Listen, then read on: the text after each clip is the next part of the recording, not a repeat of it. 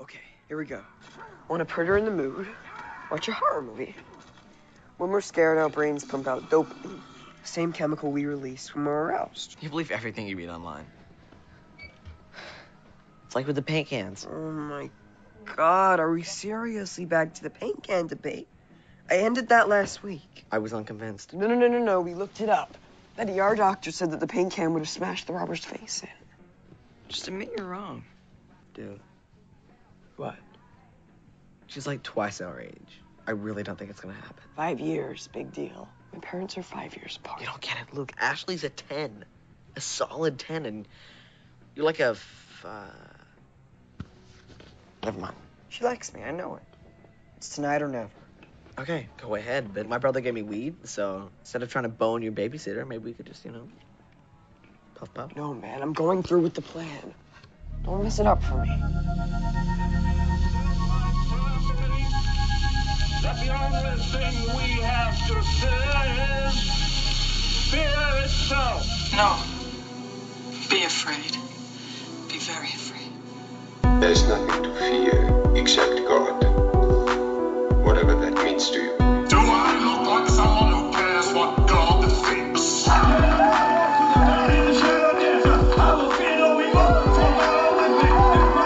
Why do I say this? Because we got Holy Ghost power. You're listening to The Fear of God, a podcast exploring the intersection between Christianity and the horror genre.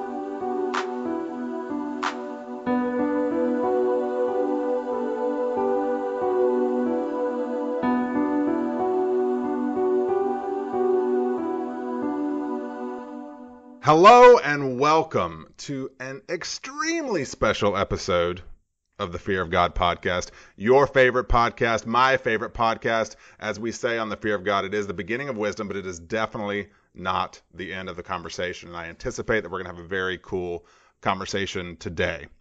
Right now with you is Nathan. As luck would have it, typically with me is Reed. I do think he's going to show up here in a second, but he did have to wait on the babysitter to arrive to take care of his son while we record. So I'm sure he'll get that squared away. All will be well, and it'll go perfectly according to plan. Today is a super special episode, you guys, even more so than usual. So I want to do 3 quick things before Reed gets back. Don't mind that noise. Don't mind that noise. So I want to encourage you real quick. I want to encourage you to write a glowing review of the Fear of God podcast, because I know that's just what's burning in your spirit to do. Or if you just don't feel like you've got the words, leave a 5-star rating, one or the other. We would love that and appreciate it deeply. The second thing is I want to shamelessly plug my theater production. It's happening in Charlotte. You can get tickets at thebirth.net. Check it out. It's going to be a lot of fun. Hey, shh. Oh, keep it down. It's all going to be over soon. All right. 3, I want to introduce a guest to you. It's a funny story. I mean, it really is. These things just kind of happened last week. Reed, hey buddy, you're back. So how'd everything go with the babysitter, Reed? Well, good, but the babysitter stuff went fine. But Nathan, is that? It's a funny story. It really is. I was just telling our listeners about how last week you and I recorded a whole episode on today's film, Better Watch Out. But you had some major technical difficulty after we recorded, in our parlance, perhaps the hand of God intervened and screwed up your audio, forcing us to have to re-record. So, you know how I can get a wild hair every now and then, Reed, Nathan. Well, I know. After the audio debacle, I went and tracked down. Listen, Nathan, is that over there? Is that Better Watch Out co-writer and director Chris Peckover that you've got taped to a kitchen chair with duct tape over his mouth? I mean, is that what I'm seeing? Good Lord, man. It's not proper. Is that even legal? I don't know if it's legal, but it's pretty awesome, right? Nathan, okay, Nathan, listen. I love the zeal that you have for these special episodes and for the podcast. I'm not sure that this is the way to go about things. So, my apologies. Let me just at least take the duct tape off of his mouth. Chris Peckover, co-writer and director of Better Watch Out. Hi. Hi guys. So when you told me this was a Christian-themed podcast, I was not expecting this. Yeah. Are you guys gonna undo my binds? Well, I mean, I could, but like since you're already here, would you maybe mind talking to us about your movie, answering some questions? That's great. All right, so first off, well, actually, I have a whole bunch of things. Scene. Thank you, Reed. Chris, not just writer, not just director, but actor. Thank you, and welcome to the show, everyone. It's an amazing episode that we're bringing to you today. So yes, in fact, the co-writer and director of Better Watch Out, Chris Peckover, is with us. Thank you so much, Chris, for being willing to hang out on such short notice. It's a real honor to have you here. You may be like, where is here? So, listeners, yes, it is true. We had some technical difficulties, and instead of a pure re-record on Friday, I really was like, hey, why not give it a try? 'Tis the season or something. And so I reached out to Chris on Twitter, and here we are, like, I don't know, 3 days later. So, Chris, we thought about doing kind of a formal interview, but, you know, I presume that you probably get asked a ton of the same questions. So in the spirit of the season, we just thought we'd invite you into our home and, you know, encourage you to prop up your feet and we just all kind of have a conversation together, if that's all right. Those are my favorite ones. Cool. Awesome. Reed, you doing okay, buddy? Oh, yeah. Everything's going great. Now that I realize we have not, you know, laboriously broken the law, I feel much better. Yeah. Yes. No, he was, you know, it was a willing sort of thing. He came along. I was really hoping when you tore the duct tape off his mouth that you were going to do like a Lego Batman rip kind of thing, but you know. Well, you should have specified that in my script. I thought about it after the fact, and then I was like, I'm just going to nitpick this thing to death, and it's just not going to be fun anymore. So, if it even is to begin with, I don't know. That remains to be seen. So this, everyone, is our second episode in our December series that we are dubbing What the Dickens. Last week, we covered 1974's Black Christmas. Today, we are talking about Better Watch Out. Next week, we will talk about Krampus, and we're going to finish it all off with that most ghostly of Christmas tales, A Christmas Carol, hence the name, What the Dickens. But before we do that, I got a question for you, Nathan. Yeah. What? And is it for Chris too, or is it just for me? No, this one. Well, yeah, sure. You know what? Chris is here. We've invited him along. Right. We're all just going to answer it. But the question is very simply, what you watching? What you reading? What are you listening to? What you watching, reading, and listening to? We're idiots, Chris. I don't know if you picked up on that, but we're blatant. Not at all. So, Chris, I don't know if you've listened to any shows. That's totally fine if you haven't. But we sing song this stupid segment, and today I texted Reed and I was like, "Hey, you really ought to sing this song to the tune Santa Claus is Coming to Town." So that was an attempt at that. What even an attempt? I think I did pretty dang good. You know? It was beautiful. It was beautiful. You're like a songbird. Why don't you explain the segment so that Chris can play along? Yeah, sure. So Chris, basically this is just an opportunity for us to talk about some non-horror themed stuff that we may have been finding interesting or exciting in recent days. Nathan, do you mind if I go first? Go right ahead. Okay, so you made a very brief, but admittedly by your words, shameless plug for The Birth. Which, yes, if you're in the Charlotte area, go check out thebirth.net and go see that show. You will be richly rewarded for it. I'm going to make a somewhat shameless plug myself. So I've always wanted to do something like this, and I tried my hand at it this Thanksgiving. So listeners of the show, this is non-horror themed, but if you're interested, over Thanksgiving holiday, I finally recorded my first feature-length audio commentary. I did it for one of my very favorite films, It's a Wonderful Life.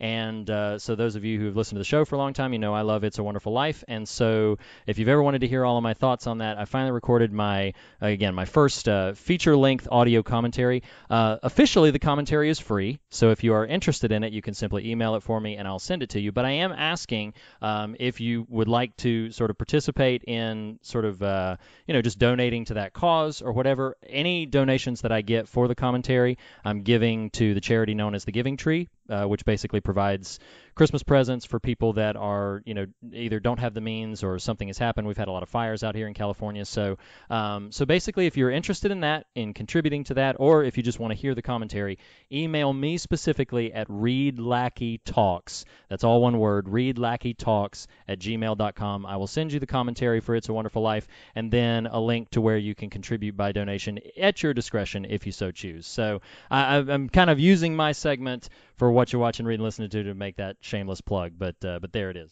That sounds awesome, man. Chris, do you have a watching, reading, or listening to you'd like to share?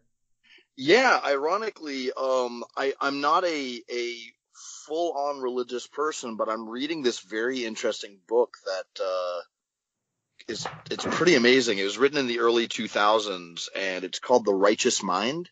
Okay. And the like subtitle of it is Why Good People Are Divided by Politics and Religion. And it's written by this psychologist who kind of started in the early 90s the area of moral psychology, like how we choose what's good and what's not, and how we kind of like emotionally side with things in gray areas. And he wrote all these. I mean, the book is pretty science heavy. He gets very deep into like exactly what his research was. And apparently no one paid any attention to the papers that he published in the 90s. And he basically predicted everything that's happened in the past 5 years, like as far as this crazy divide that's happening. And he's like, it's not anything else except for like basic human psychology, what's going on.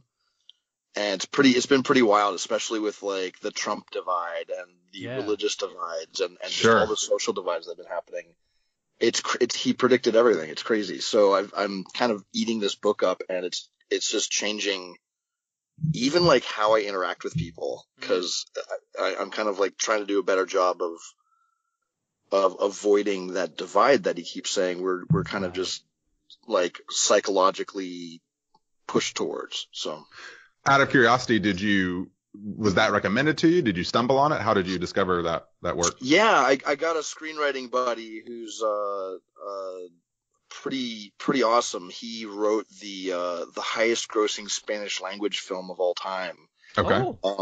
Yeah, he's doing pretty well for himself, and he recommended the book to me, and I started reading, and I completely got why. I hope people are like taking a second look at this book, because it's pretty incredible. That's awesome. What was it called again? It's called The Righteous Mind. I'm going to have to look that up. Absolutely. Well, and for what it's worth, you classify yourself as not a full-on religious person. You are in good company. Yes. Speaking of full-on religious material, I did happen to... My what you're watching is the movie Overlord, which that was a joke. There's really nothing religious about that movie, although it is a really good movie. I did go see that, directed by Julius Avery, quite recently. I think it would classify as kind of body horror. It's a really great flick. This is a Bad Robot production. It's funny. This is, it actually is probably better for not being this, but I kept wanting Captain America to show up. It's like got this, 1940s, Nazis creating science experiments gone wrong sort of plot to it. And I don't know, it was really worth your time. Listeners to our show would really enjoy Overlord. So that would be my what you're watching, reading, listening to. Reed, you want to take us out? I can try it again. Sure.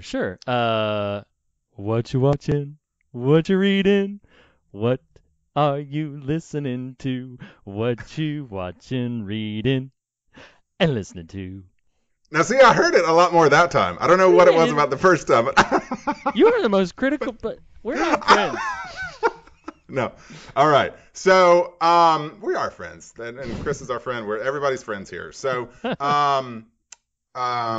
I did want Chris to play sycophant for just a moment, although this bit was planned before your involvement here. So, it's not purely just because you're present with us, though it is helpful. So your movie's called Better Watch Out, which clearly, as Reed just intoned, has a bit of a Christmas Carol kind of vibe to it. And I don't know, I wanted to test out for the two of you some Christmas Carol Christmas Carol inspired horror movie ideas that, I don't know, we'll just sort of see where they go, okay? Y'all ready? I got 4 of them. Y'all ready? Yes. Okay. Let's do it. Okay, awesome. So the first one, just a horrific twist on an old favorite, and that is I Saw Mommy Killing Santa Claus. I don't know. Anybody? Are we supposed to thumbs up or thumbs down the movie? No, I mean, you're just supposed to, I don't know. Just sort of, how does it strike you? Is that a thumbs up or a thumbs down? Is that a go for it? I think that's a great short idea. I think that's just a fantastic, like short film. I can see it right now. It lasts about 2 minutes, and then a nice little quick thriller. I enjoy it. I appreciate it. Unless it's a TV show and it's all the consequences that happen because Santa's dead now. Whoa! I like that. And all the elves come looking for him. This is great. That's going to get dark quick. This is why Chris is here, is because he's a professional. That's fantastic. We're just professional dummies. Okay, no, I dig it. So a TV show it's kind of like, The Leftovers takes place after this terrible cataclysm. I Saw Mommy Killing Santa Claus. The inciting incident for the TV series is Mommy killing Santa Claus, and just all the... That's great. And years later, all these children have grown up presentless, and this woman who was Mommy is now older now, and she's reviled by every young adult. This is amazing. Yes. And she has to go through life. Oh, it's great. Yeah. This is fantastic. How would one live with themselves if they were responsible for having killed Santa Claus? No, I love it. The TV series, I love it. That's great. The next one, and I don't know, this one might work, it might not work. Rudolph the Dead-Nosed Reindeer. That one sounds to me like he's got a condition and his nose just like falls off. It's actually a comedy. Leper? It's a horror comedy. Yes, clearly he's a leper. And they're picking on him for all sorts of different reasons than they picked on him before, and it just his nose just will not stay on, and it's very unsettling to everybody that comes in contact with it. This feels less like a movie to me and more like a poster about why we need to save the white rhinoceros. Oh, okay. Yes. From Ivory Poachers. Absolutely. Yes, it's PETA endorsed. Rudolph the Dead-Nosed Reindeer. I can get behind that. 2 left. One pretty good one not so good one. The pretty good one, I think, is, it's, I'll let y'all run with it and pitch me on some ideas here, but Good King Wenceslaughter. Good King Wenceslaughter. Sure. I'm picturing like a period piece, The creature design on that has got to be amazing. I want to see that. I want to see Stan somebody Winston like on this. Somebody like a winner of Face Off or something, like really go after Good King Wenceslaughter. I think that would be fantastic. But the interesting part of that is good. Yes. So this isn't just some like crazy Vlad the Impaler. This is a good King Wenceslaughter. So is he just joyous when he does this, or is he slaughtering? Is he like the Robin Hood of killers, where he just kills the bad people? That's correct. He robs the rich people of all their presents and gives them to people that don't have any. That's what You're making, Chris, I like having you here. You're making me feel like these are much better ideas than I thought they were the first go round. The very, very last one here, although that is a good question, there are multiple meanings of good. Is he good at slaughtering? Is he a good king? I don't know. It's a dilemma. Or do you just think he's good? Yeah. Right. We all think we're good. Right. The last one, Grandma got run over by a reindeer. I think there's a lot we can do with that. No, nothing? Right. Okay. All right. Well, thank you for playing Nathan's idiotic horror movie Christmas Carol pitches. All right, Reed, do you want to take us into what would be trivial bits? Yeah. So Chris, normally when we get into the movie proper, as we're going to do right now, we normally have a segment here called Trivial Bits where we cover, the broader context of the film, but look at a little behind the scenes information that we've gleaned either from, Wikipedia or IMDb or through interviews or stuff like that, and just share fun, interesting bits of trivia. But having you here is kind of like an episode-long Trivial Bits conversation because you have all the insight into the development of the story, the production.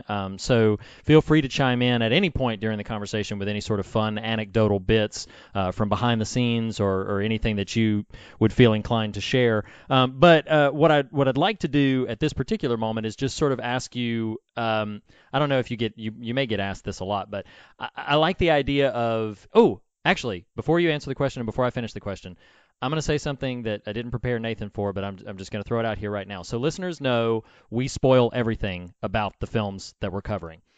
We spoil absolutely everything. We are going to spoil absolutely everything about Better Watch Out on this conversation. But unlike some other material where we would say, hey, we're going to spoil it all, listen at your own discretion, there are elements of this film that, in my opinion, and I think Nathan agrees, that if you know them beforehand, they dramatically reduce your enjoyment and the experience of watching the movie. So I would strongly encourage, because I want Chris to be able to speak freely and Nathan and I to do so as well, we're going to spoil everything. We highly recommend this film with a brief content advisory warning for some rough language and a little bit of violence. Go check out this film and then come back to the conversation because we're going to be talking about details that you do not want spoiled for you going into this film. So you've been warned. From here on out, it is full-on spoiler territory. That having been said, Chris, is there any sort of anecdote from either the writing or the production side of it that you don't get to talk about very much that you'd like to talk about from, like, it can be trivial, it can be in the depths, whatever it is that you'd like to share that you don't often get to talk about in interviews like this? Oh, man, stories that I don't get to tell often. Well, one of the fun things about the movie is, oh God, you know what? I hate talking about this, which is why I'm going to talk about it. Talk about it. It's something that I actually specifically don't want to tell people because as soon as you see it, well, okay, everyone listening has seen the movie now, right? Yes, we've warned them about spoilers, period. I'm about to ruin something for you. Awesome. Okay. So we shot the film in Australia. Mm-hmm. In fact, summer of Australia. It was blazingly hot. What I have told people in interviews is we were so low budget and we had to shoot on the Fox stage because all the warehouses where we thought we were going to build sets were beneath the Sydney airport flight paths. So we had to film in this giant, in fact, the biggest stage at Fox because all the other ones were taken up by Mel Gibson's Hacksaw Ridge. Oh, okay. And so we were already like $500,000 out of $2 million. We were already $500,000 behind budget with how expensive this stage was. So what I have told people is it was really hot. It was about in the 90s to 100s the whole time we were shooting, and we only had about 2 hours of AC every day that we could afford. Oh man! Because cooling an entire airplane hangar worth of stage is really expensive, with all the lights and so on. And again, we were shooting in Australia. The thing that I don't tell people, and please go watch this movie before I point this out, because once I point it out, you won't be able to unsee it, is on the day that we started filming, we were so low budget that we were still building the sets as we started shooting on day one. The first scenes were Luke and Ashley watching the horror movie on the couch. Yeah. Okay. And so we're in that kind of Christmas tree den area with the aquarium beside them. And at this point the lobby, like the foyer, had still not been fully built. So between takes they were putting things together. And by the end of the day, we had shot towards the foyer, but I hadn't really gone in there.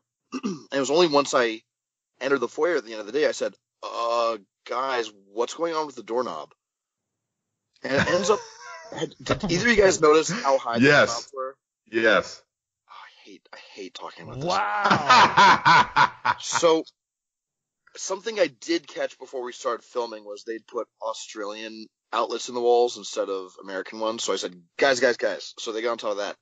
What I wasn't able to save before we started shooting, and by the time we'd finished filming that day, we'd already established the front door in the background.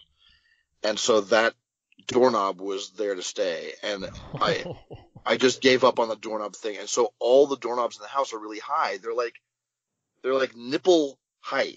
That's very, very so high. funny. Oh, because my in God. Australia, doorknobs you reach out from your shoulder and turn. You don't shoot from the hip.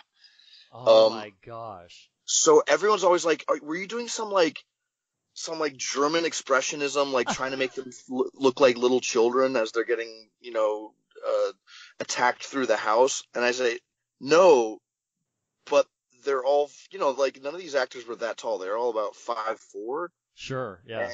And the doorknobs were like at their eyeball level. That's hysterical. Gosh. And you're not going to be able to unsee this now. In fact, if you watch the trailer, you can count like 10 doorknob shots. Like it's so pervasive through the story. And wonderfully, some people never notice, and I'm so glad, but some people get distracted. They're like, why are the doorknobs so high? This is so weird. What's funny about that? So, and to fill you in, Chris, so Reed is our expert. I'm kind of our everyman, and so often Reed will be the curator of exactly what we cover. And so I was unfamiliar with Better Watch Out until a week ago. And so I watched it in prep for our initial coverage. Well, then once this all came together, I wanted to rewatch it. So I did that last night and today. And I noticed that, but now hear me. I was being very observant the second go round because I wanted to be able to be real conversant with you present, but also so when it's most noticeable to me is when Ashley is leaving the laundry room.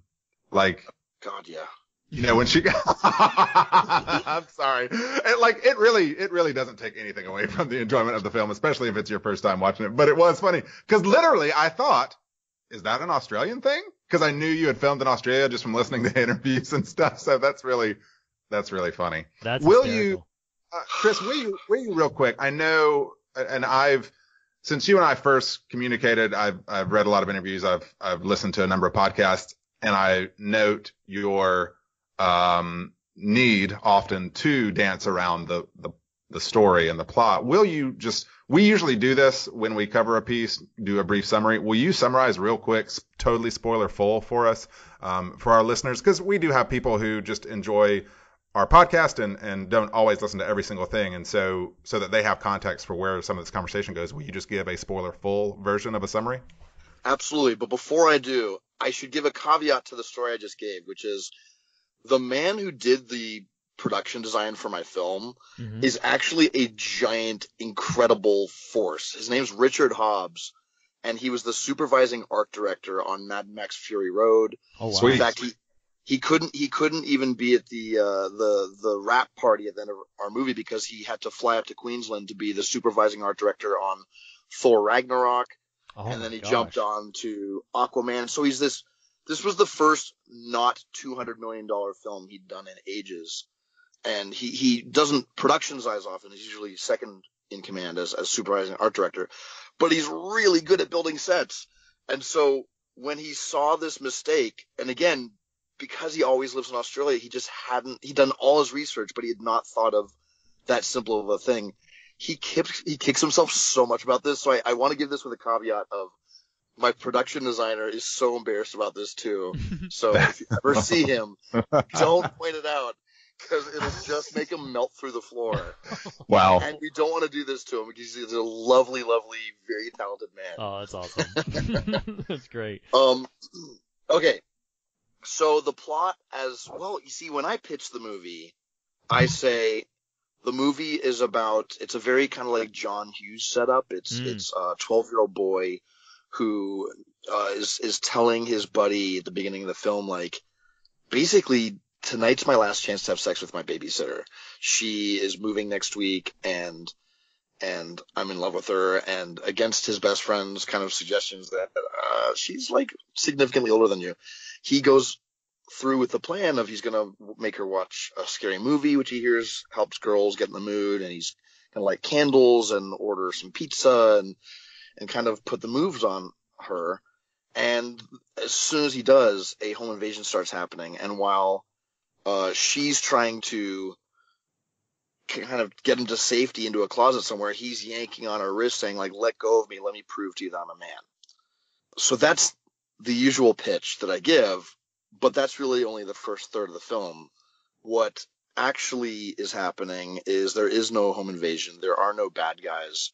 This has been set up by our 12-year-old main character, Luke, who has staged a break-in so that he can prove that he's a man and scare away the bad guys and make Ashley fall for him. Unfortunately, she figures out eventually what's going on before he's able to pull his big move.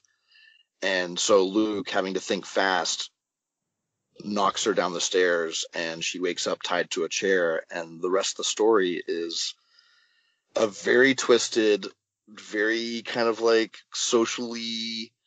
a social conversation going on about, okay, a 12-year-old has his 17-year-old babysitter tied up, and he's done a very bad thing. How's he going to handle it? And I like to think of Better Watch Out as a movie about people who make bad decisions and then deal with those bad decisions with worse decisions. Man, that's fantastic. I love that.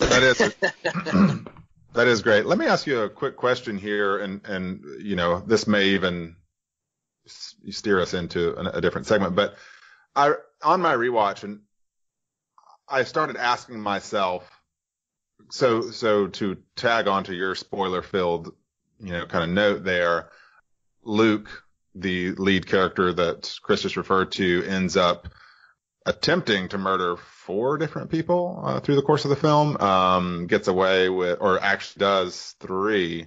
But I guess something that I was pondering in this second go-round, and I don't mean to open up a giant door if it does, but to you, in your mind, Chris, at what point does he, because when he slaps her, you know, clearly a decision is made as a character to act in a certain way. But I was trying to pinpoint, okay, is there a moment where this kid is deciding murder is the way this night ends? You know what I mean? Like, because there's a difference between staging a home. So yeah. The real spoiler of this movie is it's basically young Patrick Bateman from American Psycho, and it's the night that he starts to gets to finally spread his wings. So you should go listen to our American Psycho episode, because yes, you will. This feeds a lot of that. Yes. Yes.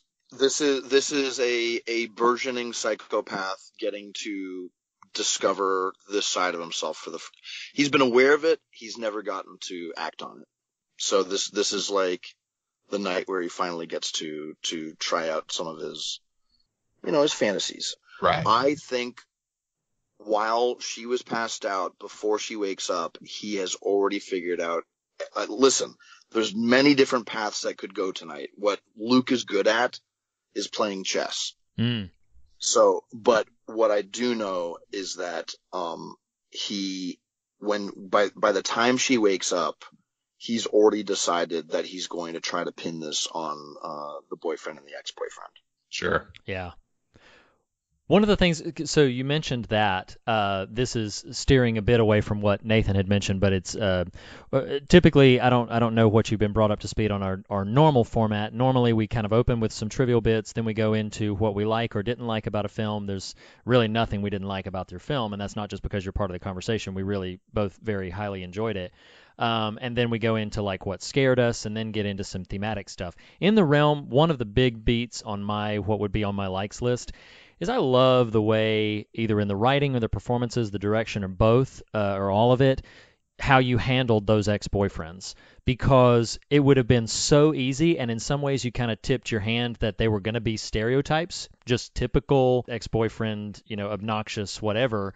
But they're not really that, either one of them. I know we're only with Jeremy for the briefest of moments, but they feel like real people. And I really love that about the way you approached both of those characters, because I think it would have been so easy to just make them caricatures, and I don't feel like they are at all. I really feel a great deal of sympathy for them.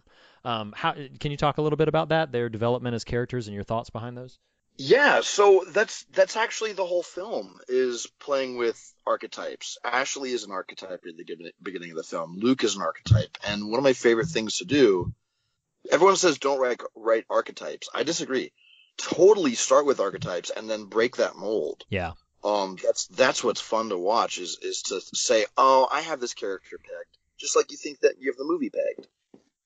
This movie to me was like a Christmas present. You go, you shake the box, like I know what's in here, and then as you unwrap it, it starts to be very different than what you were expecting.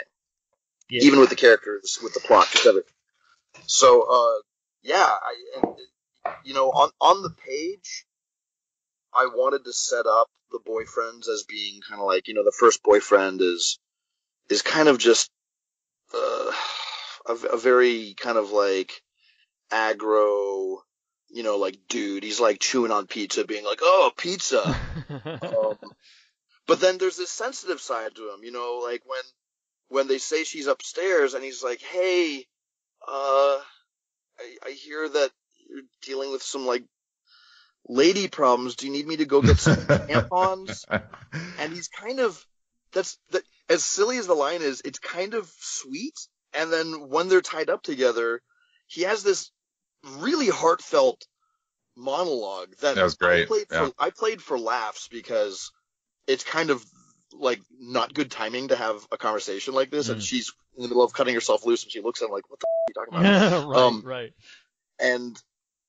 But I wanted to kind of like unveil our first character as being actually a really sensitive, good person. A, because it's not who you're expecting, and B, because by the time you're finally actually starting to like him, like I don't like to kill people if you don't like them. I want you to go, no, I liked that person. Right, That's right. To me. If people don't care, they don't scare. So that was the fun of taking someone who you thought, and we off them, and it's not a fun horror moment. It's kind of like a traumatic horror moment. Yeah, I really felt a gut punch when Ricky goes because everything or a face smash. A face smash, yes, yeah, exactly. Because and like you alluded to this a little bit. Just there's a very unexpected rhythm to your film, and it's interesting to hear you talk about that because I felt like this is a film that kind of every time you think you've got it pegged, you throw a curveball into it. One of my favorite moments in it is when he clocks Ricky with the baseball bat, and you think, oh, no, now Ricky's down. But then Ricky gets right back up, like right after that, and starts chasing him. Because a 12-year-old can't knock out a dude with right. just a baseball. Right. No, it's great. And so and it speaks to this whole sort of unexpected, again, this unexpected rhythm. You never quite know what to expect. And because you hold back so long, you mentioned about not liking to kill people you don't care about, because you hold back so long before there's actual deaths in the film, when Ricky's death happens, I mean, every single time I've seen the film, which has been about 3 times now, it has been like it hits me every single time like, dang, I do not want this to happen. I know it's coming. I see it. I do not want this to happen. Another side moment about that, I love the way I'm a bit ignorant to who deserves the credit for certain nuances of this, but I love the aerial shot with the paint splattered, but you see the V where his head was. That shot is fantastic because it tells you everything you need to know about the horrors that are right there, and your restraint. I think not necessarily a lesser, but a different approach to it would have been to just show everything. I loved the way you handled that whole thing because I think it's to maximum emotional effect the way you handled it. And yeah, I love everything about those characters and even sadly their exit from the film. Thank you. Guillermo del Toro tweets a lot about horror and creature design, and he's a great person to follow if you guys don't follow him. But he once had a quote about like the ratio of how much you show versus you don't show. And I read this and I said, my God, this is exactly what I do. I just never put it into words. But I've always called it the Jaws effect. The very opening scene of Jaws is pretty gruesome. Yeah. It's pretty horrifying. And way more graphic than you're expecting. And then you spend the next hour occasionally seeing gore for the most part, just seeing 3 barrels barreling towards the boat. And you're petrified because you know what's attached to those barrels. Mm-hmm. And it's way, if Spielberg had gotten his way and the shark had worked, I don't know if Jaws would have been nearly as effective, because it's way more about establish what's awful and give the audience a taste of how bad things can be, but then don't show it. It follows to the same thing. There's this really, really gruesome image on a beach of a girl with a broken leg dead at the beginning, and then there's almost no gore or violence for the next, 70 minutes or something. Right. So Guillermo del Toro said, spend about a third of your time showing it, and then 2/3 of your time not. So it's an almost forgettable moment in the movie, but I did my first moment where I showed gore, I guess besides Garrett getting shot in the backyard where you see a little bit of blood splatter from it. Right. The first, full on, you see it happen and it's quick and nasty is to follow with that baseball moment when Ricky gets back up onto his feet and chases after Luke and actually throws him onto the ground and is throttling him, and Luke finds that pencil under the carpet, and he spins around, and I wanted to get this in a single shot. We ended up having to shoot this shot 15 times because that was a fake pencil with a retractable tip with a spring inside, so that the tip would just kind of go into the shaft of the pencil. And we had to go fast enough so that it looked like a stab, but slow, controlled enough so that he didn't accidentally, Luke, he's still actually stabbing at his face. He could have gotten in the eye. So we had to do it very measured, but all in one shot. Ricky's holding him and Luke spins around and without even having time to really see Ricky's face, plunges the pencil right into his cheek. Yeah. And it's horrifying. And then you see him pull the pencil out of his cheek, and it's gross. And even though it was a little moment that you don't really remember, it's the first promise of we're gonna go stab you, or we're gonna show awful things, so that by the time there's this big build up to the paint can scene, you know what's happening. You know it's gonna happen. And you just have this dread because you may have forgotten the pencil moment, but you know that the movie's willing to go there. And so I the think fact that you then don't see it, it leaves it up to your imagination all the more. Totally. And, before we drift too far from this notion, I think, the value, as Reed referenced, I think, things that you don't see. So, for instance, the paint can face smash, it's happened, but, fortunately, and I applaud your sort of restraint there, you don't literally see a face imploding. But I think the strength there, and it resurfaces two other times that I would point to, which is the final shooting of Garrett, when Luke shoots Garrett the second time and finishes him off. And then also the stabbing of Ashley. All three of those moments, and I'm sure there's some technical stuff we can talk about here too, but from a pure character and emotional and narrative standpoint, there's so much more value in me as a viewer seeing the people who are perpetrating these things and how what has happened affects them. So the paint can in the face, I mean, and kudos to your cast. You've got a wonderful cast here, and we at the Fear of God are super fans of The Visit, and so you've got Olivia DeJonge and Ed Oxenbould here again together, which is awesome. But her response to the paint can is just dreadful and heartbreaking. Well, then powerfully, Garrett's the final blast to kill him, it's all from his perspective, but you're seeing Luke, and Luke is yelling at him, blaming him. Well, then, the final moment that converts Luke to little Patrick Bateman is the knife stab, and he's completely resolute. And that's just a real, I don't know, I think that does more for your storytelling than, and I'm sure there's a case to be made that to show the gore more often or frequently or grotesquely has its place. But to me, for the narrative and for the character beats, which I think you're after, it just achieves a lot more to see their response as opposed to the literal viscera.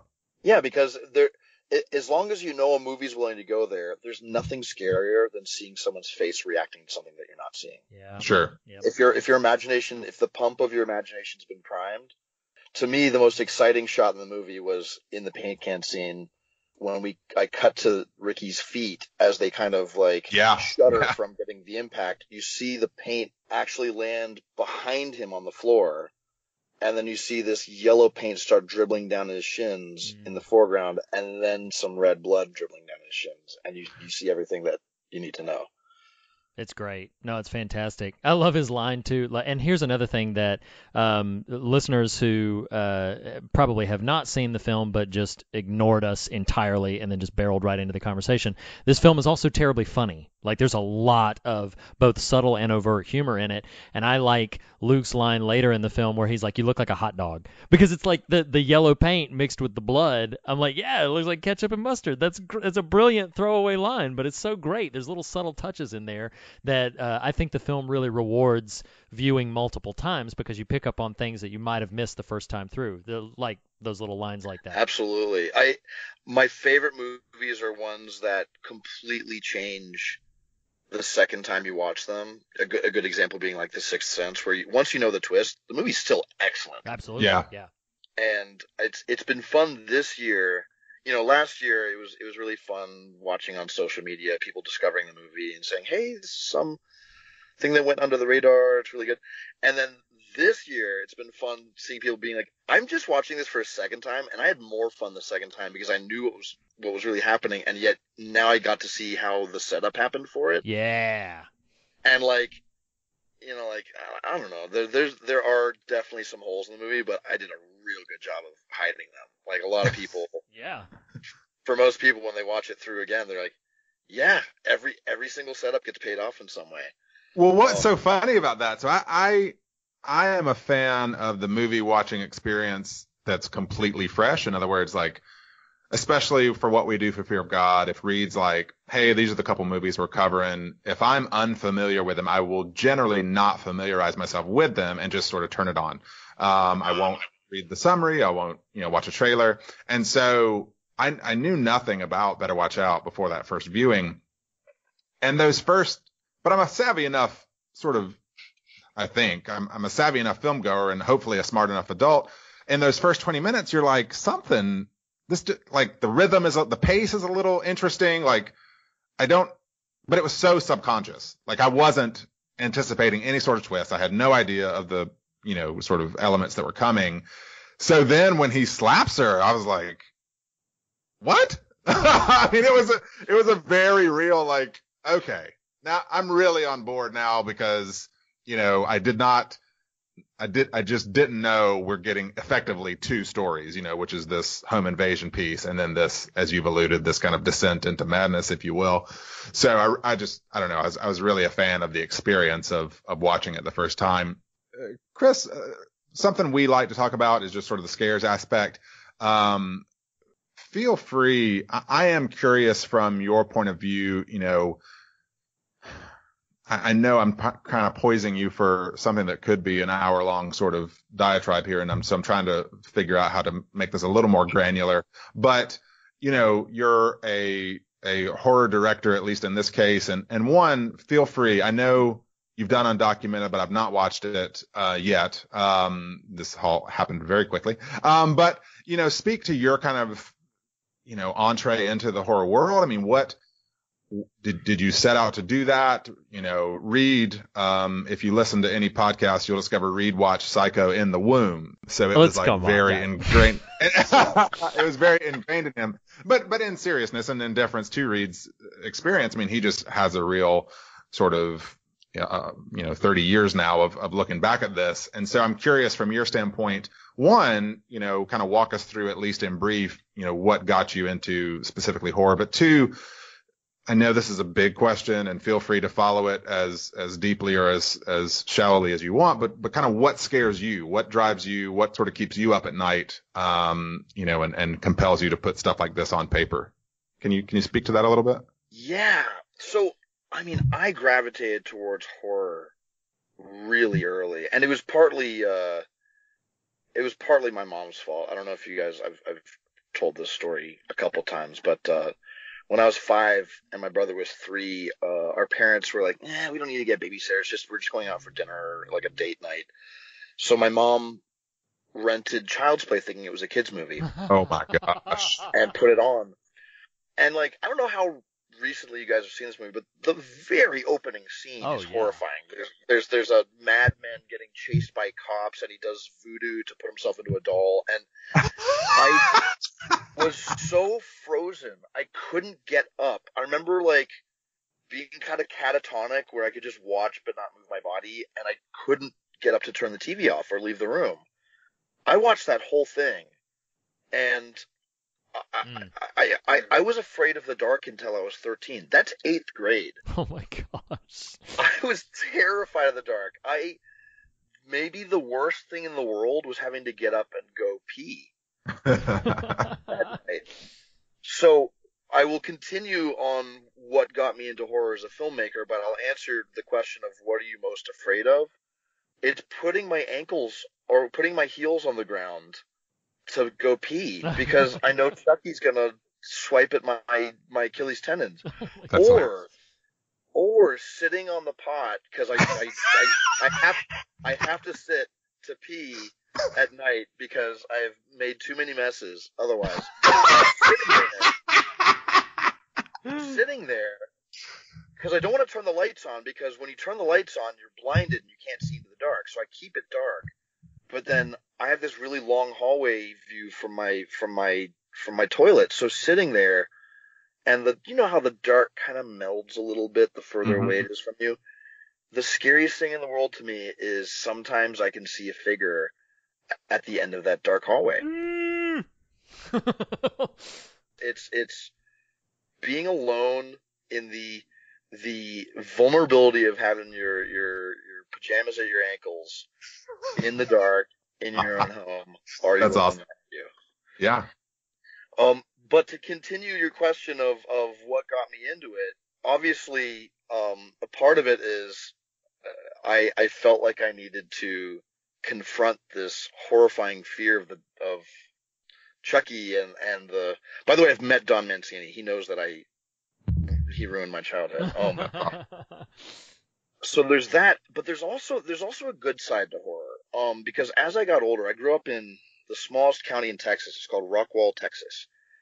And, you know, like, I don't know if you guys have ever been kids in Texas, but boys there, you know, we weren't exactly like emotionally touchy-feely. It was a very kind of gruff 11 years old. So, you know, I'm as an adult, I think I can admit that I'm someone who craves emotional intimacy. I would way rather have dinner with two friends at home than go out to a bar. Mm-hmm. So I had all these friends, and we were all kind of like, yeah, we're kids, you know, rough and scrap, and you know, like, it was all about bravado. But then when we went to watch a horror movie, something would happen, and after the movie, we'd all be talking about how it made us feel. Oh my God, didn't that scare you? It scared me too. And it was like having gone through war together. And weirdly, I feel like watching horror, I guess watching horror alone is one thing, but for me, my favorite part of horror is watching it with a community of people, where you come out of it all having kind of survived something together. And there's this unspoken bond, and I know this bond exists with horror fanatics who go to the festivals and so on, and you just all come out of it, and you just feel a little bit closer. It's like an intimacy without having had to do anything. Yeah. So for a kid who grew up in Texas, that was a really, those were some of my favorite moments. Chris, if you want to learn a little bit about the intimacy that happens in the horrors of a horror-going experience, just listen to Reed and I. Reed and I went together last year to Halloween Horror Nights at Universal, and you can't see us right now, but Reed is like 5'8"-ish, 5'7", somewhere in there. Yes, I'm like 5'7". Yes. That's what I'm saying. Thank you. You gave me a couple of inches. Okay. I thought you were being sarcastic. No. And I'm 6'2". We are like opposite physically. And we're Danny DeVito and Arnold Schwarzenegger in Twins, is what it's going to. Yes. And more or less, he was giving me a piggyback ride through the mazes because I was so freaked out. And yes, it was exactly what you're talking about. The horrors, the the brotherhood born by experiencing horror together. So yes, I can personally attest to that. But see, Chris, here's the thing he's not telling you. So I don't know if you've been to these Halloween Horror Nights or the like, as sort of a scare haunt experience. I enjoy them a lot. I love getting scared. I yelp like a little girl. It is not, I enjoy the experience, but I had never gone through it with Nathan before last year. And as he was saying, yes, he's barely exaggerating when he says I'm giving him a piggyback ride. Barely exaggerating. And he is cuddled up like super close to me while we're walking through the mazes, but I'm up front. And here's the thing, especially if you go to something like a Universal, there's a psychological safety in knowing they can't touch you. But what I was not prepared for was that normally, Bagul or whatever, like, jumps out at you and you yelp and you move on down the line, right? But when Bagul jumped out at the Nathan Reed hybrid, Nathan would just instinctively dodge to the left, so I would get the scare as some unwieldy force is shoving me into the wall. I was traumatized, Chris. It was something that I still am kind of trying to recover from, because it was like every single time we would get scared, he would pull me back or push me forward or throw me into them or whatever he was trying to I was a literal human shield through every single one of these mazes. I was exhausted. It was a lot of fun, but boy, I was beat to pieces, metaphorically and literally, honestly. And I'm sure 90% of you was like, Nathan, I hate you. That was terrifying. Yes. But I bet 10% of you felt like I was the Papa Bear. It's so rare for me to get that. You're absolutely right. I was protecting my friend. That's exactly right. He was. That's exactly right. That Jack Nicholson, from The Shining, was jumping out. You help me, Reed. Help me. That's so you great. Get some red rum. Oh my gosh, that's so great. I do want to mention one thing, since we're talking about scares and stuff and coming back into the movie. So Chris, there is one thing that I quite literally hate you for. I adore you, but I quite literally hate you for when she's standing by the counter by the kitchen island, and all of a sudden this big mother effing spider just decides to jump into the screen. I am deathly afraid of them. And in my household with my wife and son, I am the de facto spider killer. But I have at least one story in my life where I have been bitten a couple of times by them and had all of the awful after effects of what happens when the right kind of spider bites you. So I'm very, very afraid of them. Or the wrong kind, I guess. Yeah, exactly. The wrong kind of spider. But yeah, that whole sequence, I was like, now I do think it's brilliant. Because, and maybe I'm reading too much into your film. You can verify and shoot me down, or you can affirm me. That's your choice. But I did think in rewatching it, that whole spider sequence, and I'm like, oh, Luke's a little bit like a spider. I don't know how intuitive he is with his whole little web, but he's a little bit like one, particularly when he's defending the poor creature like it didn't do anything wrong. And I'm like, yeah, right. But boy, I was just the presence of it there just gives me the willies every single time I think about it. So that spider scene, it does a couple things. It's 7 minutes into the movie, and at this point, it's felt purely like a comedy. Yeah. So it's the first jump that no one sees coming. Funny story, we had to use huntsman spiders in Australia, because they don't have wolf spiders, which is what I wanted growing up in Texas. I had some run-ins with some wolf spiders that weren't so fun. Oh. And funny, interesting thing, which is if you tap the abdomen of a huntsman, it will just zip forward. It won't go left or right. It just goes straight forward. So there were a lot of animals in the movie. There was a cat. There were fish. There's this spider here. And interestingly, the one that was the easiest to work with was the spider. Oh my gosh. Because it was just sitting there, and we had it kind of right beside the cereal bag. So she's putting her hand in and eating cereal while talking on the phone. And we angled the camera so that it looks like the spider's coming right out of the cereal, but it really came just from behind it. And we just had the spider trainer just go boop and touch it. And it zipped. And hilariously, Olivia de Jong is petrified of spiders. I'm not going to, I mean, maybe we should go into how I will definitely talk about the attic scene in a second, but, okay. She was so terrified of spiders, and I was like, it has to reach your hand. If you can let it touch your hand before you pull away, that will be gold. And the first 5 takes, her hand goes up way before it goes to her hand. And I was like, Olivia, you have to go longer. And she's like, Chris, I'm really afraid. It's a really large spider, and huntsmen's bite. I go, I know. Oh my God. And she finally on the 6th take, it zips forward, and she lets it not just touch her, but also crawl up onto her finger before she pulls away. Oh my gosh. She was not near tears, but I knew in her heart she was. Oh my gosh. So the story that I need to tell you guys is, again, like I said, we were so far behind budget, and there were visual effects are incredibly expensive in Australia.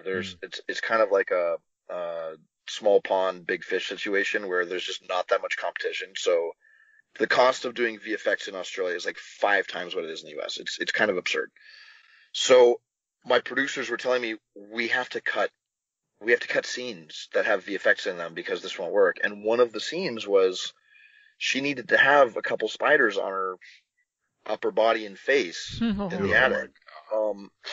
And I just remember sitting with my head in my hands during lunch, just trying to figure out. It may not seem like it's necessary, but that scene where she gets spiders on her is actually really, really important emotionally. Because I needed her to go from the leader to actually so rattled that Luke can take control and say, I'm going to go get the gun. Because otherwise she'd be like, no, I'm not going to let you. I needed her to be completely rattled. So I couldn't think of another way to do it. Especially because we'd already established the spider earlier, and I needed to connect that those were Luke's spiders. So when Olivia kind of found me, she's like, what's the matter? I was like, there's a shot that's going to cost over $50,000. Oh my gosh. And I have to cut. I don't know what to do. And I told her what it was, and she was like, why don't we just do it for real? And I looked at her and I was like, Olivia, it took you 6 takes to let a spider touch your hand. And she goes, if I can save the movie $50,000, I'll do it. And wow. I'm telling you, in that attic scene, because she doesn't just have spiders on her, she's on wires hanging upside down. Her head is she's basically fallen backwards into the attic door hatch. Right. And she's hanging upside down when Luke catches her. She had 2 spiders on her face. We did 5 takes of it. Oh my gosh. And she's screaming. And it was real screaming. I bet. Hated it. Oh. But she did 5 takes for me, and the last 2 takes were beautiful.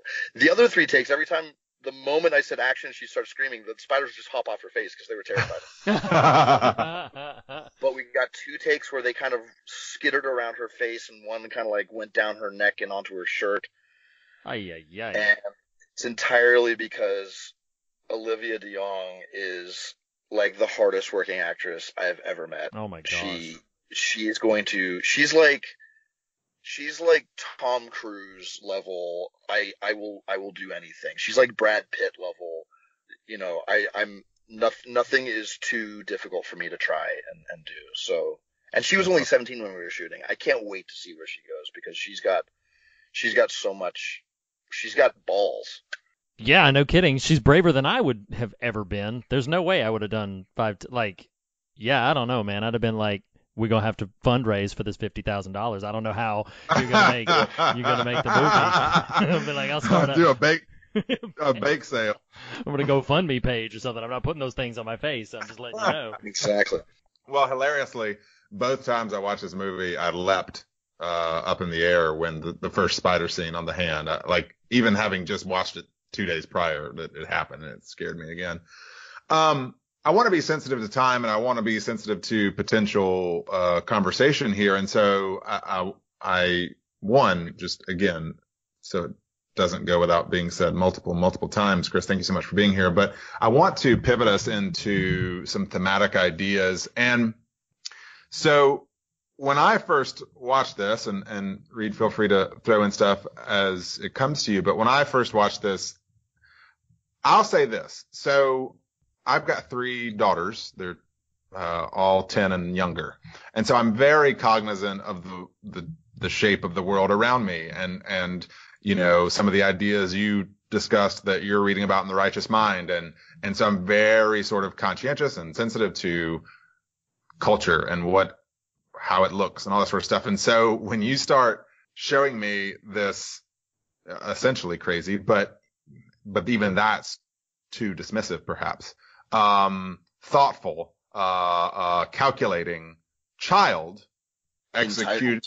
Yes, entitled, executing on some rather troubling, as you put it earlier, fantasies and behaviors that are now manifesting in real life. And, you know, for me personally,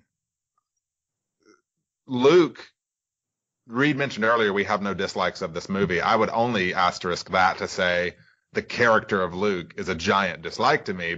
And I can accept him as just sort of an interesting character, as you said, in the vein of like a Patrick Bateman. But if I try to take him seriously, he enrages me. I mean, it's a very real visceral response. Yeah. So that really had really had a profound effect on me watching it the first time and sort of digesting some of this. Well, then, I'll you know, kind of use your own words, not necessarily against you, but hopefully to pivot us into some maybe deeper waters here. A couple of different interviews, you made some commentary about at least the overall thesis, sort of the thematic idea. And one of those quotes that I'm going to read here and then would ask us kind of all to pick apart and, you know, kind of unpack. You said, being as smart as you are, speaking specifically of young people, because you have instant access to everything that you could possibly think about, what effect does that have on people who might be emotionally damaged in some way? And I read a quote like that, and Reed and I on the show often talk about, I mean, we're both in our late 30s, and so, you know, we recognize how culture impacts us individually, but we're also now parents, and the world our kids are starting to grow up in, and sort of the scariness of it, and the ability to deal with the scariness of it. And so, you know, you talk about the idea of kids growing up with the information of the world at their disposal constantly, and what that does. I don't know. It's just a really fascinating springboard for conversation. I'd love if we can all unpack it, but if you'd speak a little bit to that quote or kind of your thought process with developing that thematic idea. Yeah. I mean, listen, it all goes back to John Hughes, whose movies I both love, in that, you know, when you talk to teenagers who grew up in the 80s who watched those movies, they were like, those movies were exactly what it was like. So I really wanted to mimic that for 2017. I wanted for 12-year-olds to be able to watch this movie and be like, I'm like Garrett, or I've had feelings like Luke before. Mm-hmm. And what's hilarious is, even though the movie is totally rated R, I've had a lot of like 12-year-olds reach out to me and be like, this was exactly like how things sound and feel to us. So that's, which is both terrifying, but also very gratifying that I was able to capture like kind of like the darker side of what it's like to be sure right now. So I both love John Hughes because he was so true to that voice, but also he was so irresponsible in some ways. And, you know, part of the fun of Better Watch Out was, how do you take a really like nostalgic 80s kind of premise, like, oh, the 12-year-old's in love with his babysitter, and everyone watching movies like, I remember that. I remember having a crush on my babysitter. But then actually saying, let's take a realistic look at the personality type of a 12-year-old it would take to actually follow through with the entitlement of trying to get your babysitter to have sex with you or fall in love with you. Sure. Because if you think about it, it's actually really awful and wonderfully, right when the movie came out, the Me Too movement happened like the same month. And I didn't really have words for what the Me Too movement was yet while I was making the movie, but that's kind of the feeling that I was going for. So the fact that they kind of coincided, I think that's one of the reasons why everyone started picking it up in the movie, because I thought it was going to be more like a wheedling thing that maybe some people would notice. But yeah, this entitlement. So as for the quote, 12-year-olds right now have never known a world without internet. They are all way smarter. If you look at SAT scores, if you look at just raw like intelligence, they are just smarter than they were 10 years ago, and much smarter than they were 20 years ago. They are intellectually matured much faster. But on the flip side of things, they are emotionally, and again, I'm talking averages, right, emotionally less mature. They're spending more time alone on the phone and less time FaceTime interacting with people. They're still getting some of that. Some of them are getting a lot of it, but on average, we have this weird world we're bringing them up in where they have access to all the information and yet less access to know how to handle it or deal with themselves. And this creates a really odd juxtaposition where you're used to being really intelligent, so there's this entitlement and there's this bravery that they maybe don't deserve to have yet because they don't know how to deal with people or themselves or their feelings yet. So that's just all teenagers. And then further, I paired that with, secretly wanting to tell a story of what's it like being a young sociopath right now. Sure. So, and that's that. And he's kind of the ultimate version of that. So smart. You would never want to play chess with this 12-year-old. He'd beat you. He would see moves ahead of you. And yet, some of the fun of the movie was when he does his most horrifying things, I as often as I could, I wanted to juxtapose that with reminding you, by the way, he's 12. I don't know if you guys remember, there's a moment when Ricky has his mouth covered in tape and he grumbles something, and Luke grabs his gun, sticks it in Ricky's, basically like past the bridge of his nose into like the socket of his right eye, and is saying, "Say it again. Whatever you said, say it. I dare you." And he finally uncovers Ricky's mouth, and Ricky goes, "I need to piss." And he just pees himself. And what was a really horrifying moment immediately to me turns funny when Luke goes, "Ew, stop it!" And he like flails his hands, marches over to the kitchen, grabs like some like kitchen rubber gloves, and starts wiping up the mess. And it was just a reminder to me, and I try to do this as often as I could in the movie, where like he is incredibly smart, incredibly aggressive, has all this built up anger and rage, and yet he's still a 12-year-old, and which is the scary part. Which right. is the scary, right. Scarier. It's both funny and scarier. Because in that spirit, there were two other moments too that are exactly what you're talking about, where Garrett is in the other room smoking pot, and Luke comes in yelling at him like, "My mom's going to kill us," or "My parents are going to kill us." I don't remember the exact line, which is just hilarious because it's like, well, that's what you're going to be in trouble for. That's what you're concerned about. Hilarious sort of disconnect. Well, then, and this is sort of, I don't know enough about the psychology of, sociopath or what have you, but what's so scary to me is that final moment before he kills Garrett and he is yelling at him, "Look what you made me do."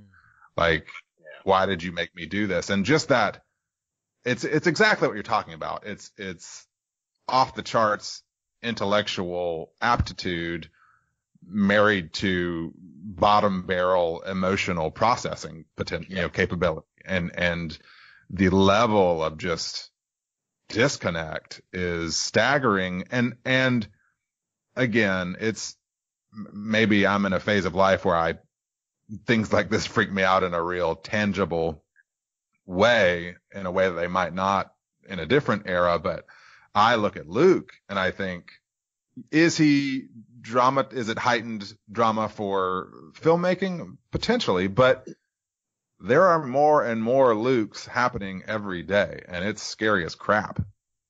Yeah. One of the things that I thought was really, it's on the same subject, that I loved it the first time around, and it's only grown in esteem in my mind as I've watched the film again. When Luke is spending so much of the movie trying to be this big man, it's essentially moments of control and power, but he's driving towards trying to be seen by Ashley as somebody she would want to sleep with, which in his mind equates to she just needs to find me more mature, older, the protector sort of idea, and then that's going to, make her attracted to me and such. But then towards the end of the film, this might be my favorite moment in the film from a thematic perspective, even though I don't fully understand everything that it's trying to say, and I'm actually not going to ask you to like explain it all for me. But she's wrapped up in the duct tape and the Christmas lights. I had told Nathan she looks like some sort of twisted Christmas tree, like she's some sort of macabre Christmas tree sitting there. But he, towards the end of the film, tells that story about missing his mom tucking him in, and that gets me every time, because I'm sitting there, I'm like, this is a person who has spent the bulk of this movie trying to develop the facade of maturity. And yet we see this glimmer towards the end of everything that he's done of, I just want my mommy to tuck me in again. And then even towards the end, like, before the very final, shot of the film, pre-credits, when he's in his mother's arms and you see that smile again. And I just found it so fascinating. And her, I don't know, because I know you co-wrote this film, so I don't know and don't really need to know the ins and outs again of who receives credit for what. But good Lord, for my part, the brilliance of, he says that line about his mother not tucking him in anymore, and then she says, I know exactly why she stopped, and then refuses to explain it for him. Chris, I love that moment so much. Again, I don't even fully understand it. I'm not sitting here with some sort of bumper sticker. I love this moment because it speaks to the psychology of blah, blah, blah. The moment just resonates. This power of, he does not know how to handle everything he's done, does not know how to handle the world, in some ways is trying to push forward, but then in other ways is constantly reaching backwards to, I want mommy to tuck me in. And then Ashley as a character and Olivia DeJonge as DeJonge, I apologize if I'm butchering her name, but her as... Hey, at least we're not pronouncing the J, it's DeJonge. Thank you. But her maturity as a performer and the character of Ashley's maturity there, I love that moment so much. Again, I don't even fully know what to make of it, but just I know exactly why she stopped. And then he rails at her and lashes out at her, and she refuses to give him the satisfaction of an explanation. That's a great moment, powerful moment, yeah. Wonderful way. And of course, he has no choice in that moment. In his paradigm, he has no choice, of course, but to kill her. Which is again emotionally devastating in that moment. But yeah, there's so much in this film that speaks to me about this stretch towards maturity, while only really glorifying and further exemplifying how immature you may really be. And maybe it is this disconnect between intellectual capacity versus emotional capacity. There was obviously we're a Christian-themed podcast, and we have subjects about philosophy and all kinds of things in broader context. But there's a passage of the Bible from 1 Corinthians chapter 13 and verse 11. It's often quoted in different contexts, but it just says, "When I was a child, I talked like a child, I thought like a child, I reasoned like a child. When I became a man, I put the ways of childhood behind me." And I've thought about that particular sort of, again, paradigm a lot in sort of trying to wrap my head and heart around this film and what it speaks to me. And there is just there's multiple layers of, we want to be perhaps further down the maturity line than we truly are, and the wisdom and perhaps the power in just really recognizing, hey, we're not there yet. And maybe because we're not there yet, we ought not to be meddling with things that are for that time period or for that place. But so often we're pushed into that, or so long, or maybe inversing that. We crave it so much that we reach for it prematurely. Anyway, those are a few of my thoughts. I don't know if you have any responses to any of that, or it wasn't a direct question, but yeah, go ahead. So let's go there. I'm not going to answer everything, because part of the fun of, I mean, listen, everyone's hopefully already watched the movie. Yeah. Right. But part of the fun of my favorite movies, I feel like if I knew exactly what the filmmaker was intending, they would get less interesting. But I will say, did you guys notice that the noise machine he listens to when he's sleeping is a fetal heartbeat? Yeah. My composer, if you listen to the song that's playing over his monologue when he's explaining that his mom basically stopped tucking him in, you can actually hear that sound that's awesome through the song. You know, why did his mom stop holding him, stop hugging him? I'll say one thing that it could be. I myself know there's a couple options, but I don't know which one it is. I do know that on some level, because as you know, don't watch any scary movies because you're not gonna be able to sleep. And she's hovering over him, and she's got the pencil that she balances on his door. She's obviously over mothering, but there's a reason that she stopped tucking him in and touching him. And on some level, and this is the thing that Ashley doesn't say, on some level, she could sense that something was wrong with her son. And real interestingly, this whole night may have just been a sociopath spreading his wings. And on another level, it might have been a big cry for help, because, say what you will about what happened that night, but when his mom comes home, she's holding him hard. And it may not be the best of circumstances, but he's in his mom's arms again. And in fact, I don't know if you remember, but that's actually the final image, is the irony of him at the window watching as Ashley gets wheeled away, still alive, in the ambulance, flipping him off. And the last shot is him in the window, and his mom comes from behind and holds him again. Oh my gosh, that's so great. Well, so he got his wish, but at a price. At what cost? Right. Yeah, and I don't know.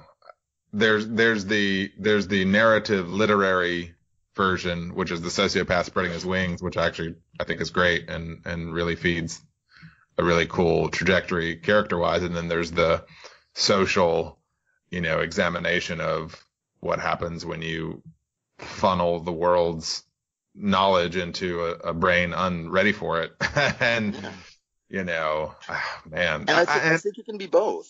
I think he can be a sociopath spreading his wings, and he's a 12-year-old who, on maybe just a subconscious level, he's just trying to get his mom back to him. Yeah. Right. And that's so. Well, and I know Reed, go ahead. kind of patted you on the back for this, but even having seen it a second time, I think, there's something. I'm ignorant enough to know that the vernacular I'm about to use is going to sound dumb, but there's something in the celluloid in that moment between Ashley and Luke right there at the end. I mean, like that's real powerful, and her performance, and Levi Miller is great, no doubt, but the emotionality she's plumbing there, and the way you guys captured that, just, man, it lodges deep and really, really sort of reflects back some really powerful stuff. Levi has the role that's the most fun to watch. He got to have the largest range from innocent, horny kid to nightmare child to charmer and everything. So a lot of people always point at his role as being the coolest part of the movie. But I keep singing her praises. The movie would not have worked if we hadn't have had someone of the caliber of Olivia to balance it out, because think of this. The last 2/3 of the movie, most of the time, her mouth is covered up with duct tape. Right. She doesn't get to say things. And yet she was so emotive with her eyes, her eyebrows, her crinkle of her nose. You knew exactly what she was thinking. Yeah. Mm-hmm. she's uncannily good at expression. She would have been such a great like silent film actress. And she's also a powerhouse. I got to go as big and flamboyant and crazy with Luke and Garrett as I did because she played things so real and so grounded. Yeah. If she'd been acting kind of loopy too, none of it would have worked. Yeah, totally. I don't want to regress us, but I want to make one comment again about that moment in general. It literally coming to me in the moment in real time. I already felt emotionally riveted by Garrett's death, which is heartbreaking. But the very last thing that Garrett says as well before he gets is, "I want my mom." And so it's just, more dots are connecting. This film has, some really, again, it rewards rewatching because you put together different elements and things take on new contextual meaning. And but the reason Garrett wants his mom in that moment is because he's scared. And I think there's probably, maybe we don't have time to dig too deep into it right now, but an element of when you are handed the world, as we've been talking about, you're handed the world in your pocket, and you're not emotionally prepared for it, a natural outgrowth of that is going to be a certain degree of fear. And that you may not even have the words or the understanding in the moment to recognize that this world is scaring you. All of the because we haven't really explicitly stated it on here, but 8 and 9 and 7-year-olds and much younger than that, if given access, can just plumb the depths of the internet. And we three know what a terribly horrendous place the internet can be in a number of different contexts. And it would be natural to recognize that can be scary. But if you're sitting there and you don't have emotional maturity, which is not your fault, you just don't have it yet, you don't know really what to do with that fear. So some people may retreat, and some people, like like Luke, might press forward and just try to be what they're not. Or maybe it is as simple as just there's a schism there that is not able to appropriately navigate these things. But it was just connecting in the moment. It's like Garrett's final words are, "I want my mom," and essentially we've been talking about how Luke is pursuing that exact same thing, but obviously in a much more heinous way. And it all just comes back to, it can be terribly scary to not know what to do with the feelings and impulses that you have at play, and to not know how to handle them, how to cope with them. Yeah. And lest we forget, I mean, about an hour ago, Chris said his mom showed him Child's Play really young. Chris, do we need to talk some? I mean, are you okay? Like, all good horror comes from personal experience. I gotta point out something about that last line from Garrett. "I want my mom." Sure. In the script, it was, "I want my mom," and then Luke aims and then shoots. My editor, who I will work on for every film I ever do from here on out, because she is a genius. She single-handedly made the tone of the movie work. Her name's Julianne Deruvo. And when she put that first scene together, we were watching it, and it was good. And then she said, "Watch this." And she cut off the last M of mom.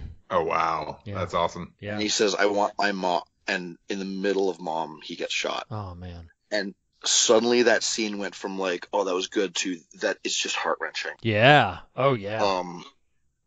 So it's a really great reminder to me that sometimes you don't have to finish something on screen for it to have its impact. In fact, sometimes it's more impactful when the audience gets to finish the word or the thought.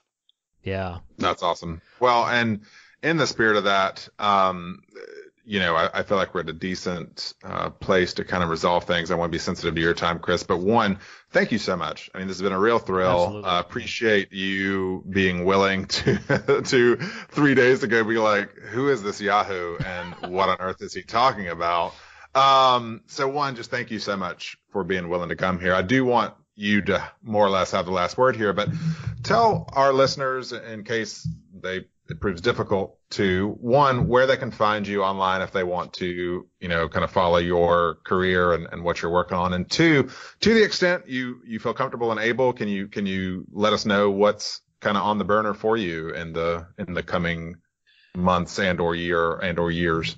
Yeah, so online, I'm on Facebook, but that's more just like non-film related, just my friend stuff. So I would say if you want to chat movie, also I love chatting horror movies in general. Find me on Twitter, and my handle is just my last name, Peckover. I am very talkative on there, and love my fellow horror fans. So that's the best place to find me. I also have Instagram where I post some weird, but we won't go into that. And then final words or thoughts. Wait, you asked one other thing. Yeah. Well, while we're paused, hey, you like chatting horror? We like chatting horror. You're welcome to come back anytime, and maybe we'll make that happen in the future. But, what's on the horizon? Yeah. What's on the horizon for you? So I can't say exactly because it hasn't been announced yet. But I'll give you guys enough goodies that'll feel good. Nice. So I am gearing up for my next film, and Better Watch Out cost about $2 million. My next budget is multiple times bigger than that. And it's my first supernatural story. It is the best thing I've ever written. I'm so excited about this. It is.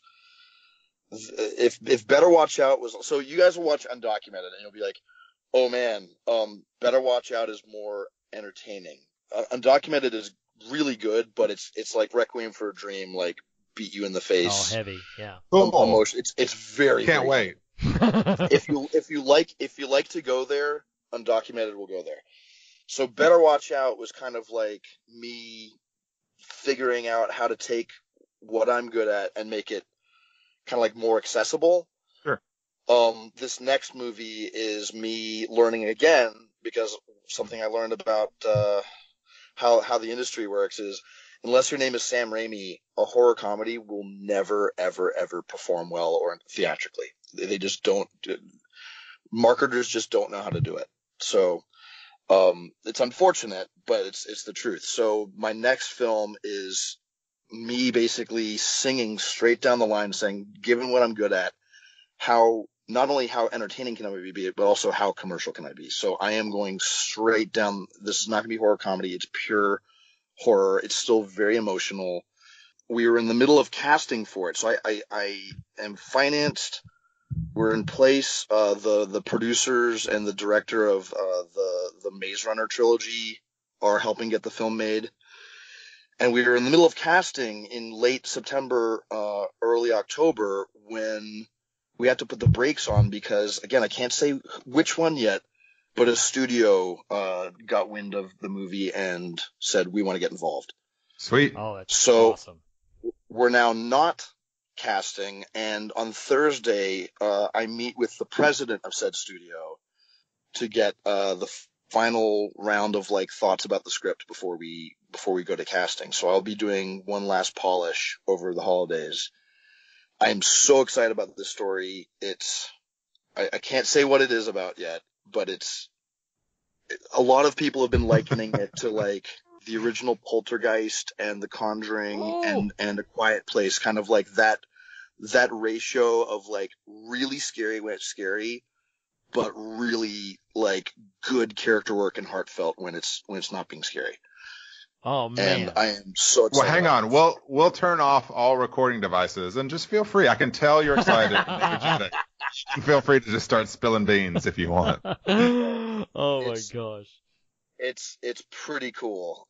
I feel like a bit of a leaf in a hurricane right now because I've always had to force the birth of my movies, and this is the first time where like once one person in the studio who was the president of one of the arms of the studio got wind of this project, he basically very smartly got the next person involved and the next person interested, and he's been kind of like creating an army of people who are one by one agreeing that this movie works and is awesome. And then they all went to the president together, and the president was like, "Cool, all right, let's do it." Oh so my gosh, that's so exciting! I'm meeting with him on Thursday, and I'm completely freaked out because I've only ever dealt with like private investors and like indie producers, and this is going to be a studio movie. So Well, man, we are going to be thinking of you and wishing you well. It's going to be awesome. I know in theater terms you're supposed to say break a leg. I don't know quite the term for going into a pitch meeting, but I think you're going to do amazing. We're really break an arm. Break an arm. There it is. I just want to thank you again so much. I know you have to be going, but you're part of the Fear of God family now. So maybe when this new film takes off, we would love to have you back to discuss that, whatever it is, or really just to come back and chat another of your favorites with us. We'd love to have you back anytime. I cannot thank you enough on behalf of myself and Nathan for taking the time out, especially on such short notice, to be here with us. And thank you so much for your film too. We had a really just an incredible amount of fun watching it and talking about it, and thank you so much for sharing your thoughts on it as well. We really appreciate it. Thanks for having me, and I will definitely be back. And by the way, I mean, we're all connected on Twitter, but that'll be where I make the announcement. So awesome. It should be getting awesome. announced in February. And sincerely, congratulations about that. Yeah. I know that's exciting. Yeah, absolutely. Hey, knock on wood. It hasn't happened yet. Well, once it gets announced, it's official. So congratulations on possibilities. Exactly. So guys, that's it. We'll end it there for right now. Tune in next week when we finish our #What the Dickens series with 2015's Krampus. Reacquaint yourself with that, and hopefully you're already gearing up for the finale of this series by reading Charles Dickens' A Christmas Carol. Again, big thank you to director and writer Chris Peckover for his film Better Watch Out and for joining us in this conversation. Thank you so much again, Thank you, Chris. Cool. Thank you, guys. Talk soon. Talk to you soon. All right. Bye-bye. Bye-bye. The fear of God is the beginning of wisdom, but not the end of the conversation. And you can continue the conversation in a variety of ways. You can follow us on Twitter @TheFearOfGod. You can like and follow us on Facebook or join the Facebook Fear of God discussion group. You can follow us on Instagram @FearOfGodPodcast. Go to morethanonelesson.com for show notes or to leave a comment on this post or any of the other official episode posts. Email us at fearofgodpodcast@gmail.com. And last but not least, if you listen to us through iTunes, we would greatly appreciate a rating or review. Thank you for listening. We'll see you next week.